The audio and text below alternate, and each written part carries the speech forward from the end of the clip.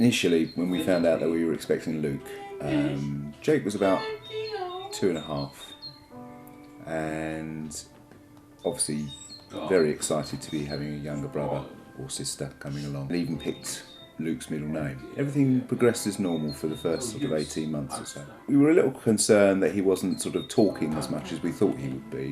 He wasn't babbling as much as we thought he would be. And my sister-in-law, who works with special needs children, suggested that we perhaps get his hearing checked, because he wasn't responding to his name, he wasn't responding to a lot of noises that were going on around him. And so we got his hearing checked, but his hearing was fine. So we thought, well, everything must be just a late developer. And then my sister-in-law again suggested that perhaps we get him checked out for Asperger's. Now, we didn't know what Asperger's was, and she told us it was almost a form of autism. So we got him checked for Asperger's, we got him checked for autism, and eventually we had a diagnosis where the specialist that we were speaking to stuck his neck out and said to us, well, I don't want to say it's for definite, but I think he might be autistic. And of course that was a bombshell. We struggled to get him, through nursery. He had a little bit of support there, and then we managed to get a statement for him from the local authority, so that he would have support when he went to Church Langley Primary School, which is just over the road from us. And he had full support in the class, and they welcomed him with open arms and really, really did look after him. And I worried about him because as you can hear, he is constantly talking. He's constantly, not disruptive, but he has no notion of, being anything but what he is. But what I also noticed as well was that he was starting to pull away from me, and he was starting to sort of dislike being with me.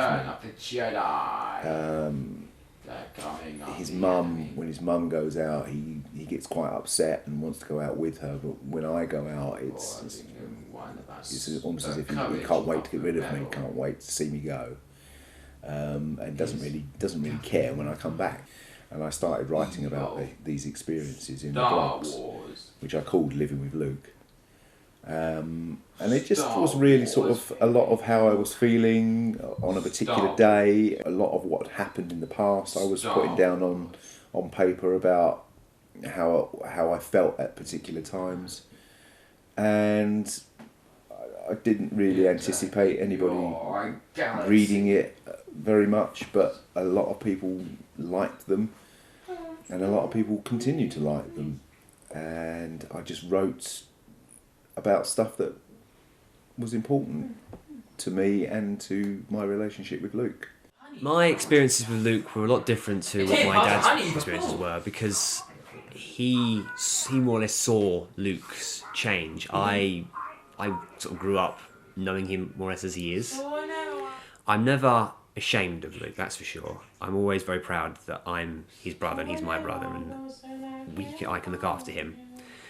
Drives me around the bend sometimes, but I don't know. He's got kind of a serenity about him, except when he shouts. But in that case, he hasn't got a serenity about him. But he's a bit different to how other people see him. But that's just my brother.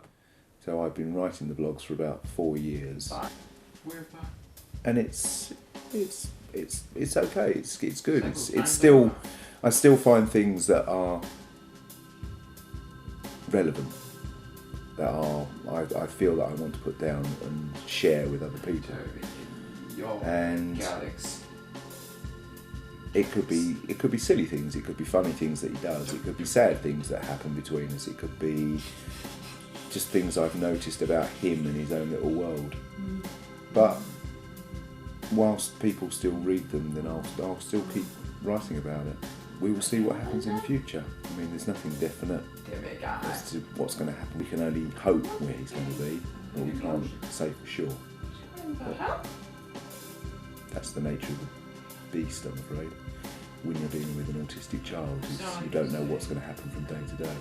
It can be challenging, it can be funny, but there you go.